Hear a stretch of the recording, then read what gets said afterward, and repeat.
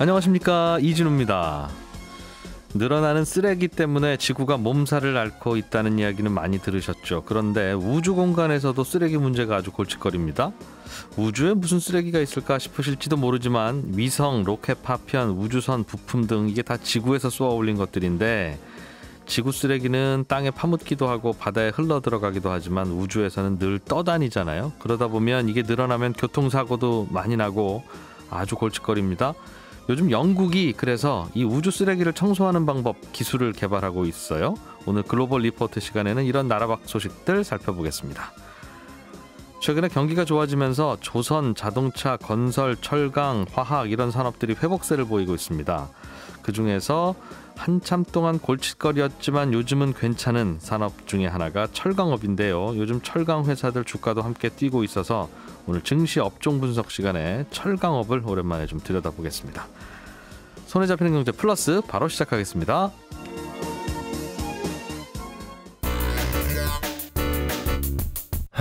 오늘 왜 이래요? 네, 이베스트 투자증권의 윤지호 리서치센터장을 연결합니다. 안녕하십니까? 네, 안녕하십니까? 오늘 장은 특징이 뭐예요, 센터장님? 어제 미국 증시 조정이 깊었습니다. 예. 결국은 자본이득 과세가 거의 2배 정도 인상할 수 있다. 물론 지켜봐야겠지만 그게 의회 통과 사항인데요. 그런 얘기가 나오면서 미국 증시가 어제 장중에 급락을 했었죠. 근데 다만 우리 증시 아주 약하게 시작했다 바로 반등이 나왔는데요. 예. 예, 그래서 어떤 미국 시장이 좀 비동조화되고 있는 모습은 긍정적이지만 좀 살펴봐야 되는 부분이 있는데요. 어제 미국 증시에서 반도체 업종 주가들이 좀 빠졌었거든요. 특히 더. 예, 그렇죠. 예. 그래서 어제 인텔이 그 예상치를 상회하는 실적이 나왔음에도 그 내용 중에 데이터 센터 수익이 좀 감소할 것이다. 이런 말을 했어요. 이게 뭐냐면 서버 디램 수요가 준다는 얘기거든요. 재고가 좀 늘어난다는 얘기거든요. 그래서 예. 시장에서 일각에서 최근에 왜 우리 코스피가 역사적 고점을 넘어갔는데 일단 터치했는데 삼성전자는 저러고 있지? 뭐 이런 의심들이 많이 있었잖아요. 예. 근데 이제 그 얘기 중에 하나가 좀 그 재고가 좀 늘어나고 있다 뭐 이런 말이 있었는데 예. 어제 그게 확인되었다는 측면에서 본다면 그게 우호적인 뉴스는 아니었고요. 그러니까 인텔이 서버용 CPU를 만드는 회사죠. 예. 우리는 서버용 메모리를 파는 회사들이고 삼성전자, 그렇죠. 하이닉스는. 그런데 인텔이 서버용 CPU가 앞으로 별로 안 팔릴 것 같습니다. 서버가 그래서 꽤 데이터 센터 쪽이 좀 생각보다 예. 부진하고 그 배경에는 재고가 좀 늘어나 있다는 말이 좀 많이 돌았거든요. 지금 최근에. 데이터 센터 운영업체들이 미리 쟁여놨다 이거죠. 그렇죠. 예. 많이 미리 사놓은 거 아니냐. 그래서 이런 부분들이 좀 반영되고 있고 또 한 걸음 나서서 보면 어제 현대차와 기아차 실적이 나왔어요. 예. 근데 현대차는 완전히 서프라이즈하게 나왔거든요. 실제 기대값보다 훨씬 잘 나온 거죠. 네. 그럼에도 불구하고 주가가 어제도 그렇고 오늘도 그냥 제자리 수준입니다. 그리고 LG생활건도 오늘은 반등하지만 LG생활건강이요. 실적이 잘 나오는 우리나라의 대표 기업들이 네. 막상 실적이 열고 나서 보면은 그렇게 주가의 탄력도가 떨어진다. 반면에 오늘 흥미로운 거는 은행주 같은 경우에는 실적이 잘 나오면 반응을 하거든요. 이 둘의 차이가 뭐냐면 네. 아까 현대차나 이런 종목들은 좀 주가가 올라와 있어서 밸류에이션이 좀 부담이 있는 상황이었고 올라와 있는 상황이었고 상대의 주가가 좀 밸류에이션 부담이 적었던 기업들은 반등이 나오지만 예. 좀 밸류에이션 부담이 있는 기업들은 좀 주춤했다. 이게 제가 어제 오늘 좀 확인한 실적 시즌 한국과 미국의 실적 시즌에서 확인한 모습이 아닐까 싶습니다. 최근 시장의 특징이다. 네. 그러니까 가격 부담이 있는 건 호재가 나와도 이미 다 반영되어 있겠지 뭐 하면서 그리 반응이 그렇죠. 뜨겁지 않고 네. 그동안 안 올랐던 것 중에는 약간 실적만 좋으면 올라가는 탄력이 강한. 그렇죠. 그리고 대형주보다는 반도체들이 중소형주 단에서 좋아지는 걸 많이 찾는 것 같습니다. 이 이유는 우리가 다음 주가 되면 네. 이제 소위 공매도 개시이 다가오지 않습니까? 그러니까 아무래도 그 아하. 결과는 다음 단계고 좀 조심스러워하는 분위기도 대형주에 분명히 있는 것 같습니다. 공매도를 다 하는 게 아니라 코스피 200과 코스닥 150 종목만 공매도가 시작되죠. 그러니 그렇죠. 그 100개, 200개 안에 들어있지 않은 종목들은 공매도 영향이 적을 테니. 네. 알겠습니다. 미국에서 자본이득 과세를 높이겠다는 건 주식 사고 팔아서 생긴 이득에 양도세 걷는 그 세율을 높이겠다는 그 뜻이에요? 그렇죠. 그러니까 세수를 확보해야 되지 않습니까? 예. 경비 부양들이 이렇게 커지고 있으니까 국채 발행보다는 좀 길게 저 세금을 통해서 법인세도 올리고 자본이득과세율도 올린다는 건데 네.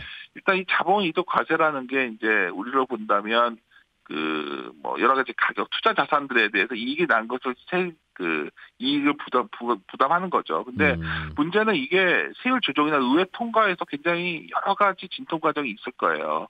그리고 중요한 거는 자동이득과세는 기본적으로 1년 미만 수익에 대한 모든 세율을 반영하는 거거든요. 그래서 이게 생각보다 굉장히 세부 항목을 저 좀 뒤져봤더니 제가 뭐 세금 전문가는 아니지만 복잡하더라고요. 미국의 세법 전체가 건드려져야 되는 문제더라. 맞습니다. 예. 그런데 예를 들어서 이 문제가 그럼 어제 이것 때문에만 빠졌다? 좀 이상하지 않을까요? 불미의 증거 같다는 생각이 좀 강해요. 예. 그래서 시장에 대해서 뭔가 좀 빨리 달려왔지 않습니까? 그래서 뭔가 좀 예기치 않은 이슈가 나오면 이거에 대해서 반응이 나온 거죠. 근데 또 동시에 이게 실질적으로 주식 자체를 굉장히 폭락을 이끄는 그러한 변수가 될 수는 없다는 거죠. 왜냐하면 아직 이것이 통과될지 아닐지도 모르는 상황이니까요. 예.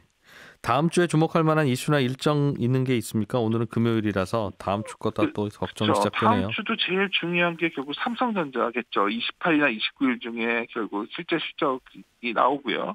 또 하나 흥미롭게도 고 이건희 회장님이 이제 상속세, 상속세 납부가 4월 말이 기준이 아니겠습니까? 이기 때문에 아마도 어느 정도 상속세를 어떤 식으로 납부하는지의 가이드라인이 나오겠죠. 상속세 납부 기한이에요, 4월이? 4월 말까지 돼야 되죠. 4월 말까지. 그리고 얼마 전에 그림 같은 경우에도 뭐 여러 가지 뉴스화됐던 것들도 아마도 관련 있지 않을까 시장에서 추측을 하고 있는 거죠. 그게 주식시장과는 무슨 관계가 있어요? 삼성 일가가 상속세 내는 거하고? 상속을 하면 상속세가 올라가지 않을까요? 그림들은. 다시요. 그림 갖고 있는 어떤 자산들이 이제 상속을 안 받을 수도 있는 거잖아요. 기부할 수도 있는 거잖아요. 그렇겠죠. 예. 상속이 너무 높아지니까. 예를 들어서. 그러면 주식시장에는 어떤 연결고리가 있습니까? 주식시장에서는 결국은 이게 뭐 삼성전자에 관한 얘기가 나올 수 있겠죠. 이게 어떤 식으로 할지 전혀 모르겠어요. 근데 예를 들어서 어떤 식으로든지 어떤 식으로 납입한 게 결과 나오지 않을까요?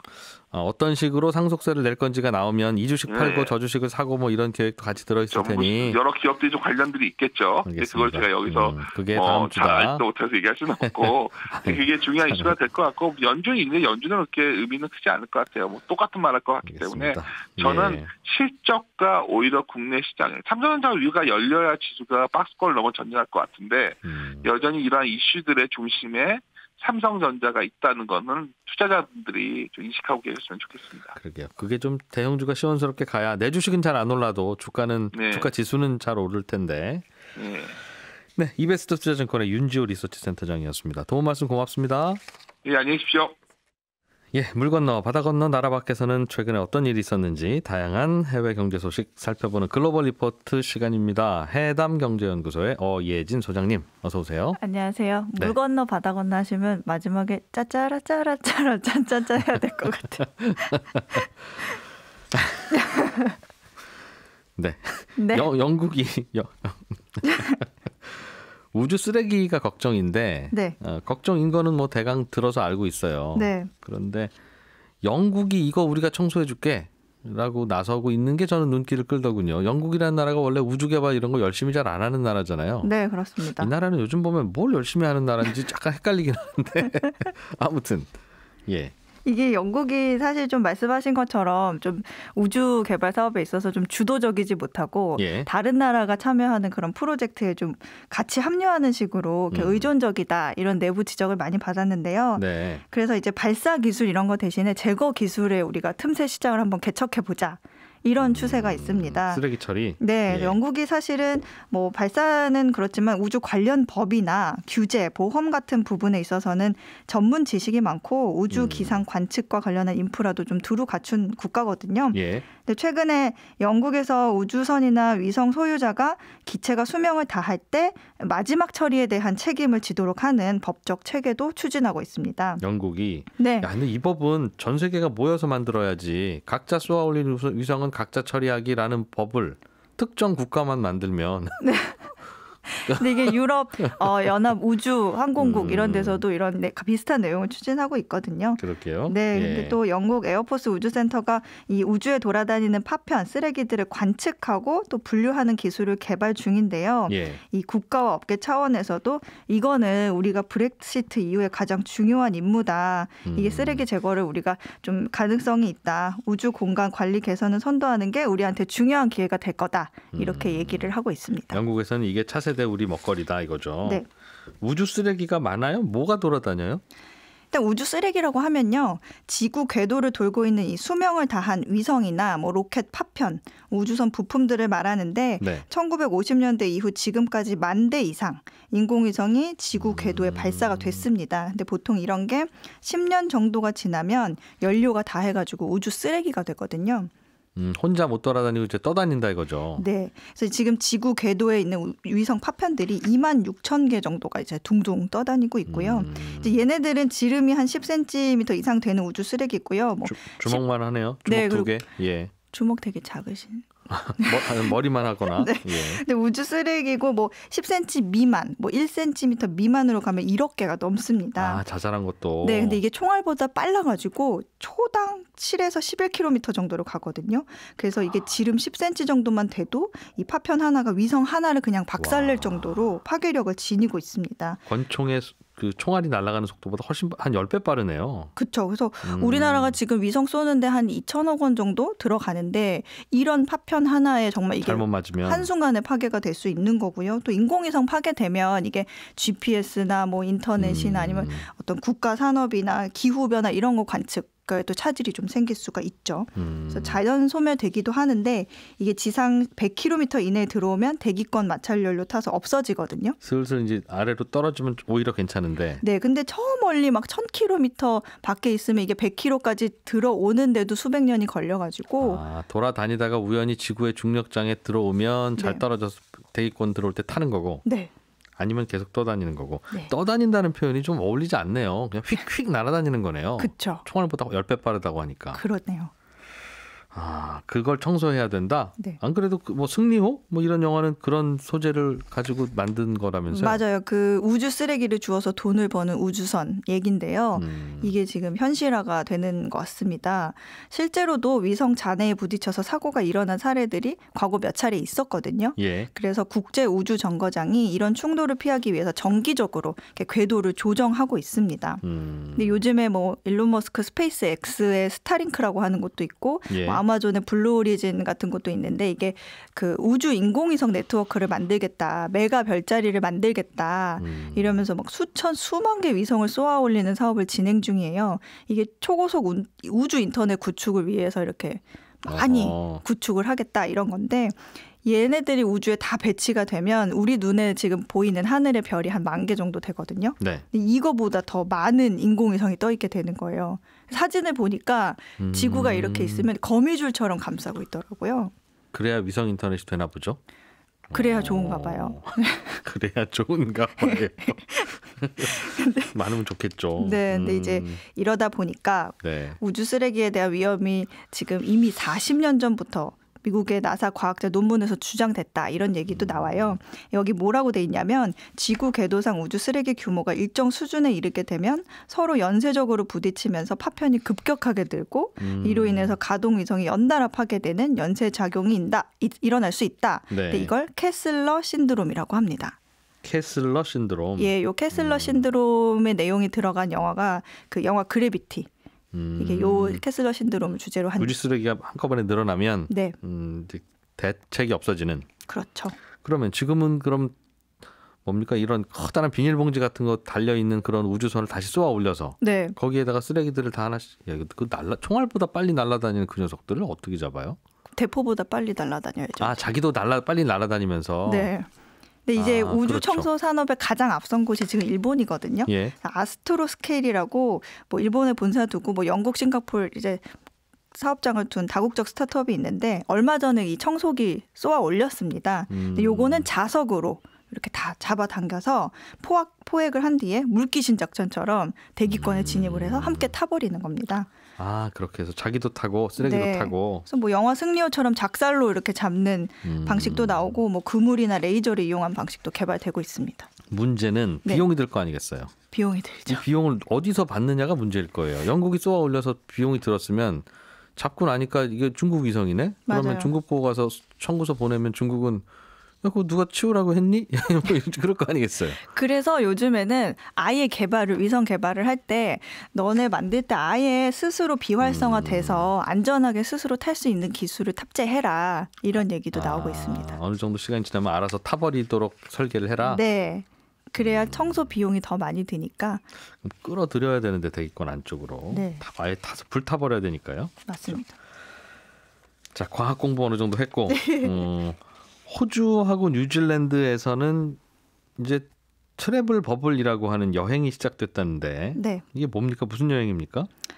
이게 지역 간의 안전막을 형성해서 네. 격리 없이 자유롭게 여행을 할 수 있는 어떤 합의체인데 아, 이 두 나라 왔다 갔다 할 때는 2주간 격리 서로 안 하고 왔다 갔다 한다? 네, 맞습니다. 그래서 호주와 뉴질랜드가 이런 1년 넘게 지금 외국인에게 국경을 폐쇄한 거를 열고 양국에 도착하자마자 격리시설 들어가지 않고 바로 여행할 수 있게 하는 예. 이런 겁니다. 근데 이게 배편은 안 되고요. 항공편만 됩니다. 그래서 이를 위해서 공항에서 호주, 뉴질랜드인들만 이용하는 별도 통로도 구분해 놨고요. 아, 여기는 네, 그래서 별도로, 에어컨 시스템도 따로 가동된다고 합니다.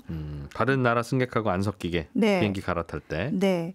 그래서 현재 지금 호주의 일일 확진자가 작년 11월 이후에 줄곧 10명대고 뉴질랜드는 작년 4월 이후 한 자릿수 유지 중이라서요. 이런 덕분에 성사가 될 수 있었습니다. 두 나라는 서로 깨끗하니까 서로 격리하지 말고 왔다 갔다 하자. 네. 그걸 트래블 버블 무슨 게 비누 거품처럼 이게 요 싸고 안에 있는 것처럼 안전막이 그 안에 형성된 들어가서는 거다. 서로 가족처럼 지내자. 네. 그래서 지금 뭐 트래블 버블 호주가 또 하나 맺으려고 하는데 아시아 태평양 지역에서 예. 싱가포르이 좀 유력하고요. 대만도 거론되고 있습니다. 좋겠네요. 이분들은 해외여행 다니는 거예요? 그럴 수 있겠죠. 그렇군요. 참. 그 나라 분위기는 어떻습니까? 즐거워요 이제? 너무 신난다, 즐겁다 이런 반응입니다. 또 기사 사진들이 정말 이산가족 상봉하는 것 같은 극적인 사진들이 굉장히 많이 보도가 됐거든요. 그래서 아니 왜 이런 해외여행 할 수 있으면 할 수 있게 된 거지 네. 뭘 그렇게 눈물을 흘리나? 네. 예. 그래서 이게 왜 그러지 하고 좀 알아봤더니 두 나라가 원래 좀 서로 간에 왕래가 굉장히 자유롭고 취업이나 학업 거주도 자유로워서 예. 이번에 국경이 폐쇄되면서 발이 묶여가지고 1년 넘게 서로를 못 만났던 가족들 정말 말 그대로 이산 가족이 많았던 겁니다. 호주로 유학 간 뉴질랜드 학생 되게 많다 이거죠. 네, 그래서 제가 어제 호주에 사는 그 라버트 씨에게 전화를 해서 물어봤는데 호주인이 뉴질랜드에서 거주하는 경우도 많고요. 뉴질랜드인이 호주에서 일하는 경우는 더 많다고 합니다. 그래서 흩어져 사는 가족이 이 두 나라에 다음 주에 엄마가 밑반찬에서 갈게 한 후에 못 갔군요. 네. 보고 그런 싶기도 의미입니다. 하겠네요. 네. 근데 이제 뭐 사실은 요즘에는 호주의 이민 정책이나 뭐 중국에 대한 노선 정리 하물며 국기를 가지고도 네가 따라했네 내가 따라했네 그런 갈등이 좀 티격태격하면서 사이가 안 좋아지긴 했는데 예. 그래도 기본적으로는 사실상 자국민처럼 취급을 하고 영주권도 국경에서 바로바로 자동 처리를 해줄 정도라서 그래서 예. 트래블 버블 안에 서로 들어오니까 너무 기쁘다. 네. 너무 가까운 관계니까 그렇겠네요. 근데 우리나라 일본은 참 가까운데도 적절한 비교는 아닌 것 같아요. 그래서 너무 가까워도 사실은 이렇지는 않은데 네. 공동의 적이 있었나 보군요. 가까운 이웃은 서로 친해지려면 공동의 다른 적이 있어야 되더라고. 어쨌든 그래서 축하드립니다. 뉴질랜드, 호주. 네. 이거는 앞으로도 계속 됩니까? 확진자 늘어나면 다시 차단되겠죠. 언제든지 중단될 수 있죠. 감염자 발생하면 락다운도 돼서 또 이렇게 생이별할 수 있고요. 예. 이 무검역 여행이 일시적으로 중단돼서 발이 묶이면 이 여행자가 추가적인 비용하고 시간도 소요가 되잖아요. 이것도 스스로 감당해야 된다. 이런 그래서? 전제 조건이 있습니다. 호주하고 뉴질랜드는 서로 어떤 관계가 깊어요? 경제적으로 또는 뭐 역사적으로? 경제적으로 역사적으로 다 서로 깊은데 네. 이거를 도랑 건너편의 친구라고 부를 정도로 가깝습니다. 이번 트래블 버블의 별칭이 트랜스 태즈먼 트래블이라고 부르는데 여기서 태즈먼이라는 말이 역사적으로 좀 의미가 있습니다. 네. 이 호주와 뉴질랜드를 발견한 네덜란드 탐험가 아벨 태즈먼의 이름에서 따온 건데 이 호주와 뉴질랜드 사이에 있는 바다를 태즈먼 해협이라고 불러요. 우리나라 대한해협 같은. 네, 맞아요. 일본으로 치면, 네. 일본과 한국으로 치면. 네, 예. 그래서 이 두 나라의 관계를 일컬을 때도 태즈먼 릴레이션십 이렇게 얘기하고 두 나라 정상회담도 태즈먼 서밋 이렇게 부릅니다. 태즈만 릴레이션십, 네. 태즈만 서밋. 네, 또 안작군이라고 이렇게 있는데 호주와 뉴질랜드 연합군을 지칭합니다. 그래서 역사적으로 전쟁이 날 때마다 군대도 함께 대응을 했는데 이 안작군이 우리나라 6.25 때도 참전을 했었습니다. 그냥 진짜 가족처럼 지내는 거리만 좀 떨어져 있는 나라네요. 맞습니다. 뭐 경제 규모는 호주가 좀 더 우월한데 예. 그래도 뭐 뉴질랜드 외국인 관광 수입의 40%가 호주에서 나오고 호주에서도 뉴질랜드 관광객 혜택 많이 받고 있죠. 한국 일본 관계라기보다는 그냥 한국과 제주도? 아, 그렇게도 볼 수 있습니다. 그러니까 육지와 제주도의 관계? 네, 네. 그렇군요. 네. 그리고 뭐 자국민처럼 취급한다고 아까 라버트 씨가 얘기를 했는데 예. 교육이 굉장히 대표적인 예인데요. 거의 공립교육을 서로의 나라에서 고등학교까지 무료로 받을 수가 있고요. 두 나라 서로 말 통하니까. 네, 그리고 뭐 네. 대학교 지원서 쓸 때도 인터내셔널 학생 아니고 네, 로컬 스튜던트로 기입을 한다고 합니다. 그러니까 뭐 어디 지방으로 혹은 서울로 대학 보낸 아들, 딸 같은 서로 그런 관계들이 많이 있었겠군요. 호주와 뉴질랜드는. 그렇죠. 사업이나 또 취업도 자유로워가지고 뭐 장기간 체류하면서 일하는 사람도 많고요. 그런 가까운 두 나라를 네. 영어로는 도랑 건너편의 친구라고 한다. 네. 영어로는 뭐라고 그래요? 도랑 건너편의 친구? Friends across the ditch라고 합니다. Friends across the ditch. 네. ditch가 도랑이에요? 네. 이야, 좋은 거 배웠습니다. 뭐 하나만 더 얘기해주고 가세요. 네. 아마존 이야기? 네, 그럴까요? 네. 네. 제가 알아서요? 예. 네. 아마존이 미국 시애틀의 홀푸드라는 고급 식료품 매장에 이 손바닥만 대면 결제가 자동으로 되는 아마존 원이라는 시스템을 도입을 했습니다. 네. 사람의 손바닥에 주름과 정맥, 지문 등 특징을 인식해서 손바닥만 기계에 대면 사전에 등록해둔 신용카드로 자동 결제가 되는 시스템인데요. 지문 결제가 아니라 손바닥 결제다. 네, 지문이 모두 이게 손바닥 이게 다 다르다는 점에서 착안된 겁니다. 손금 결제네요. 손금 결제. 네, 맞아요. 2만 원이 결제되었습니다. 명예 기시네요. 맞습니다. 그렇게. 네. 재밌군요. 소비자들은 어때 반응은? 소비자들은 사실 반응은 좋지 않아요. 말씀하신 것처럼 네. 개인정보 유출에 넘어서 인체 정보도 유출하려는 거냐, 내 손이 마이크로칩이 되는 거냐, 아니면 손바닥 대면 내밀에도 맞춰줄 수 있냐, 뭐 이런 그런 등등. 불만이 나오죠. 그래 편하긴 한데. 편하긴 하죠. 찝찝은 하고. 네, 뭐 찝찝하지도 않고 편한 거는 또 아직은 없는 것 같고. 네. 해담경제연구소 어예진 소장이었습니다. 고맙습니다. 감사합니다.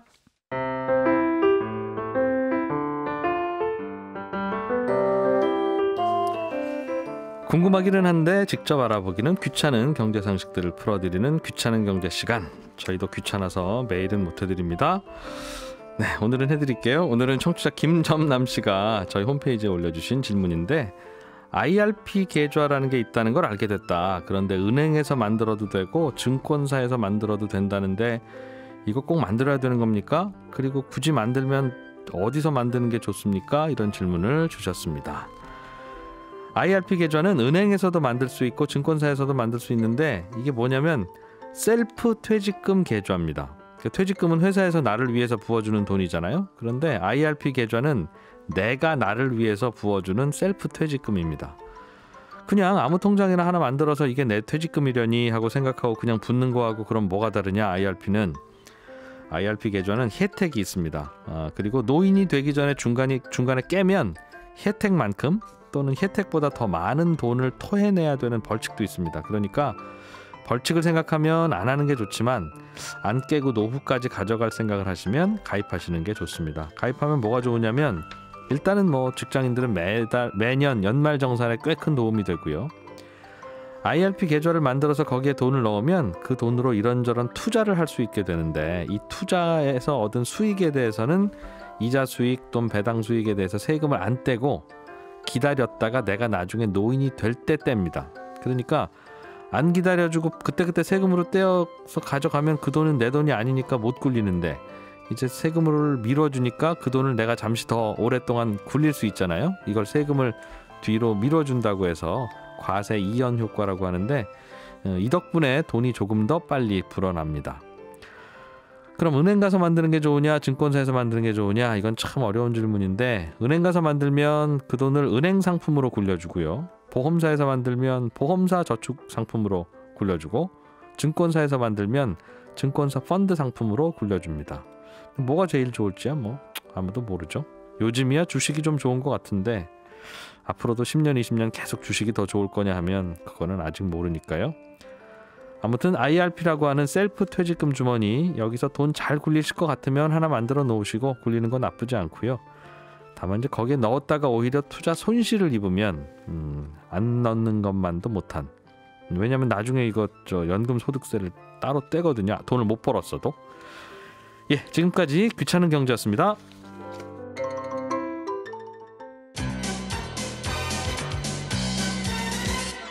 더 깊고 더 재미있는 경제 이야기. 이진우의 손에 잡히는 경제 플러스. 네, 오늘은 철강 산업 이야기 해보겠습니다. 한국투자증권의 박지영 차장님, 어서 오십시오. 안녕하십니까. 네, 철강은 누구나 다 알아요. 그죠? 주변에 철들이 많으니까. 많죠. 네, 뭐 건축 현장에서도 쓰이고 자동차도 철로 만들고 네, 꽤 필요하기는 한데 이게 그동안 굉장히 좀 어려웠던 산업이었죠. 그렇죠. 이제 중국의 저가 물량 공세 예, 이것 때문에 굉장히 힘들었던 산업인데요. 우리가 굉장히 잘했던 산업 중에 하나입니다. 대표적인 기업이 포스코. 예, 제가 이제 입사한 지 15년 정도 됐는데 처음에 입사했을 때는 이제 그 시대에 따라서 삼성전자는 계속 이제 시가총액 1위를 유지해 왔고 예. 2등이 누가 되느냐에 따라서 이제 그 당시의 산업이 어땠느냐를 알 수 있거든요. 지금은 SK 하이닉스. 그렇죠. 그리고 뭐 네이버, 카카오 이런 회사들이 따라붙고 있는데 네. 그때는 그 당시에는 2등이 뭐였어요? 포스코였습니다.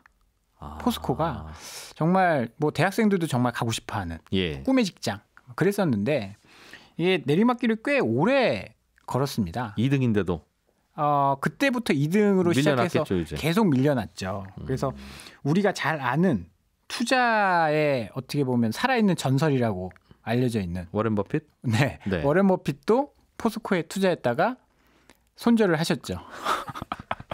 이게 두 가지 의미가 있는데요. 그만큼 대단한 기업이었다. 워렌 버핏이 탐낼 정도로 대단한 기업이었다. 예. 그런데 워렌 버핏도 못 견딜 정도로 꽤 오랜 기간 내리막길을 걸었다라고 네. 이야기를 할 수 있는데요. 그러다 이제 구조조정을 거의 대부분 마치고 네. 최근에 상승세가 굉장히 가파른 철강 업종. 요즘은. 오늘도 굉장히 크게 오르는 걸 제가 또 보고 왔거든요. 철강이라고 하면 일단은 쇳물을 끓여서 용광로에서 쭉 부어가지고 만드는 네, 맞습니다. 그런 것만 해요? 아니면 뭐 이런저런 회사들이 뭐 현대제철, 동국제강, 뭐 대한제강, 뭐 한국철강 이런 회사들 다 주식시장에 있죠. 네네. 그래서 다 용광로 있어요? 다 이제 용광로가 있지는 않고요. 네. 고로가 있는 뭐 이제 포스코라든지 현대제철, 예. 뭐 얼마 전에 말씀드렸던 반도체로 보면 다 할 수 있는 기업들. 종합으로. 네. 예. 그다음에 좀 작은 기업들은 전기로. 고로는 설치 비용이 굉장히 비싸거든요. 둘 다 용광로인데 녹이는 그렇죠. 건데. 네, 녹이는 방법인데 철광석을 녹이느냐, 아니면 기존에 우리가 이제 뭐 쓰던 폐철들, 고철을 녹이는 네. 전기를 녹여서. 네, 그 차이가 있는데요. 어쨌든 쇳물 나오는군요. 맞습니다. 그래서 판으로 만들고. 네, 그것들을 좀 정리를 해봤는데요. 예. 왜냐하면 용어 정도만 알아도 용어 정도 알고 이 회사가 뭘 하는 기업인지 알아도 좀 뭐 이해하는 데 도움이 되니까. 고맙습니다. 세 가지 정도만 아시면 됩니다. 기초적으로 열연, 냉연, 봉형강 이렇게 네. 세 가지 종류가 있거든요. 예.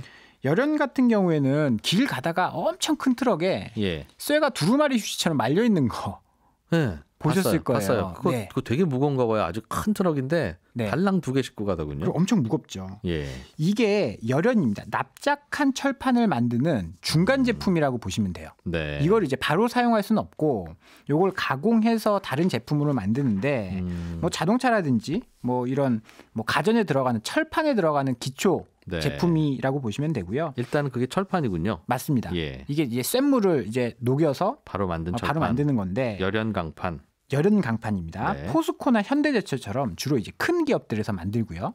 다른 데도 이제 만들긴 하는데 비중이 이쪽이 가장 많습니다. 네.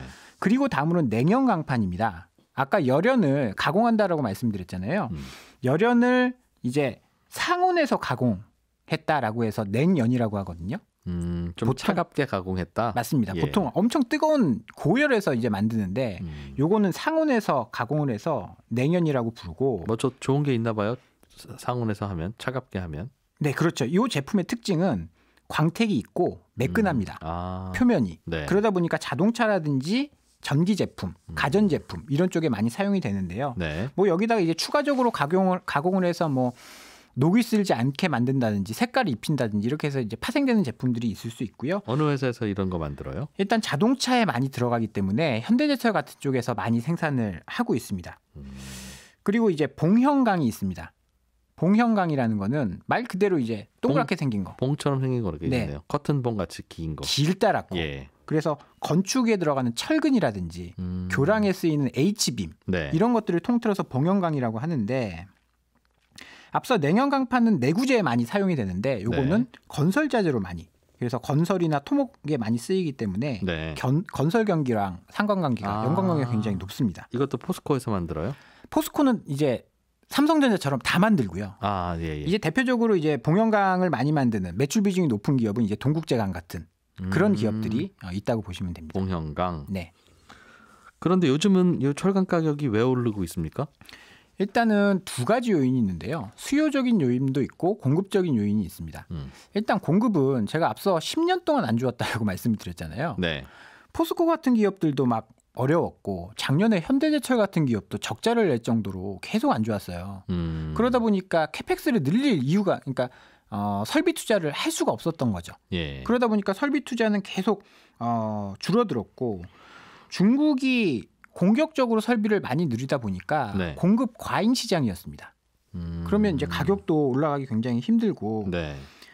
그런 상황에서 최근에 이제 중국산 저가 제품이 많이 사라졌거든요. 왜 사라졌어요? 2016년부터 중국이 이 과잉 생산을 규제하기 위해서 구조조정을 시작을 했습니다. 정부가 네, 안 되는 쪽 구조조정 합병하고 뭐 보조금 줄이고 이러면서 그 효과가 요즘 슬슬 나타나는 것 같다. 네, 거기다 갑자기 수요가 증가하고 있습니다.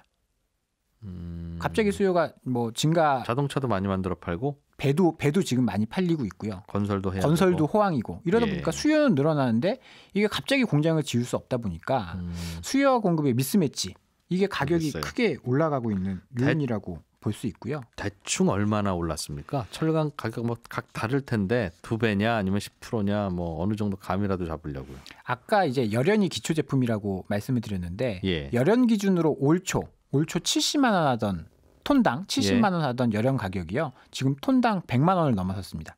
올 초 해봐야 한 서너 달 전인데. 맞습니다. 그 전에도 꾸준히 올라 작년 4분기부터 가격이 인상되기 시작했는데요. 예. 이게 거의 11년 만에 가장 높은 가격이라고 하더라고요. 그래서 70만 원 하던 게 100만 원. 네, 가격은 굉장히 빠르게 오르고 있는 그런 상황입니다. 철강이나 사둘 걸 그랬나 싶은 생각이 드는데 철강 회사 주식도 이 정도 올랐어요. 그럼 철강 회사 주식은 지금 이거보다 더 많이 올랐습니다. 7 하던 게 10 되는 정도가 아니라 2배씩, 2배 이상씩. 주식 시장이 좋은 거군요. 엄청 이제 그렇죠. 굳이 철판을 내 마당에다가 안 사다 쟁여놔도 되는. 뭐 지금은 이제 ETF를 통해서 원자재 직접 투자하는 방법도 있고요. 예.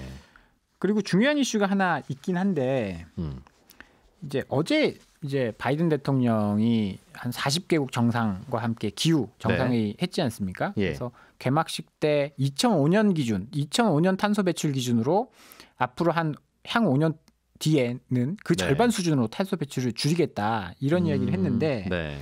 이 탄소 배출권 이슈가 굉장히 호재로 작용을 하고 있습니다. 어디예요? 철강 산업이에요. 우리나라 특히. 왜냐하면 철강 산업이 탄소를 가장 많이 배출하는 그런 산업이에요. 예. 왜냐하면 왜 나오죠? 불때에서 철 녹여야 되니까. 그것도 있고요. 예. 제가 여기서 질문 하나 드리면 철광석이 무슨 색깔인지 아십니까? 철광석. 네. 그 자연 상태에서 처음 받아보네. 처음 받아보시죠. 철광석 색깔이요? 네. 힌트를 드릴까요? 까말 것 같은데요. 그렇게들 많이 생각하시는데 빨갛습니다. 쇠가 녹슬면 빨간색이 되잖아요. 멀리서 보면 까맣게 보여요. 멀리서 봐도 빨간가요?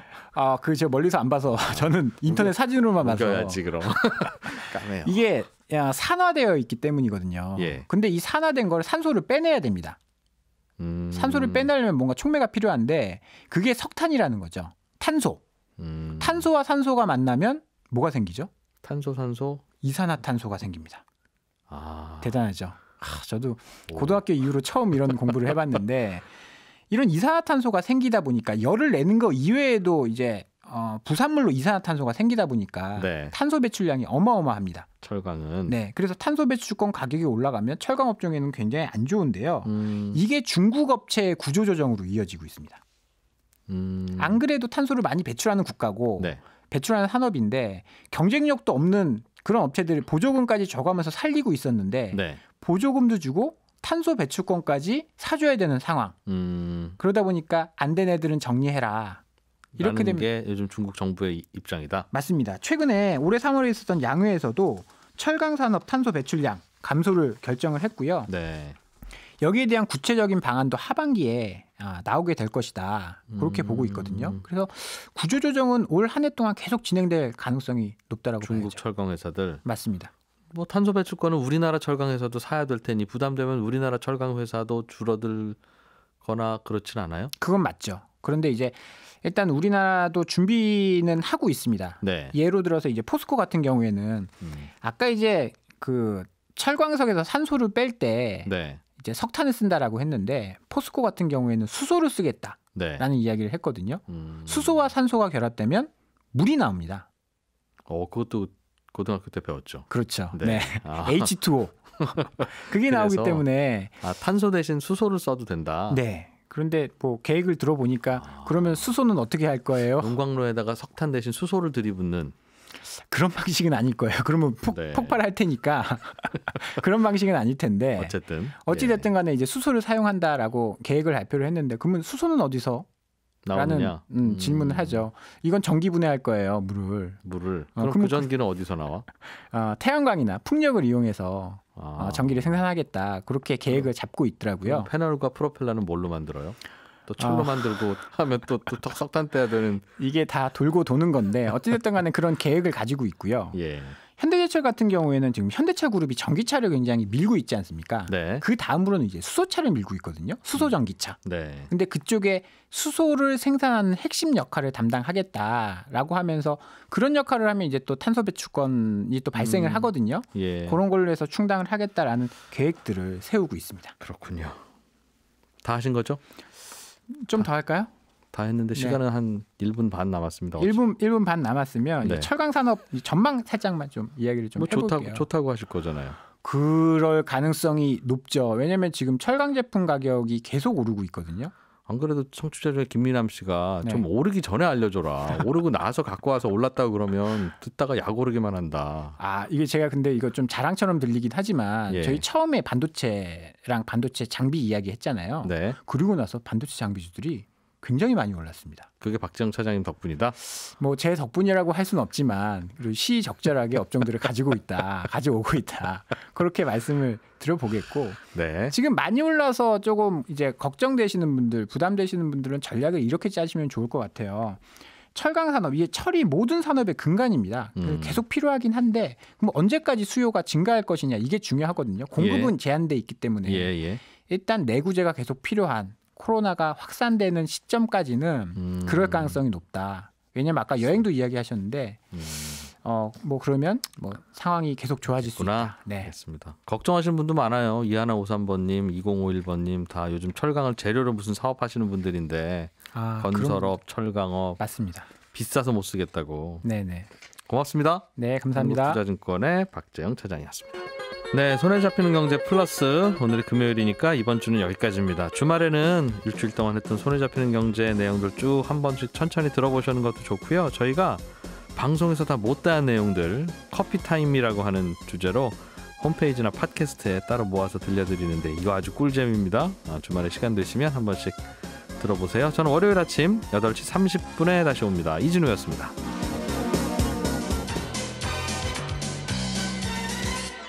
더 깊고 더 재미있는 경제 이야기. 이진우의 손에 잡히는 경제 플러스.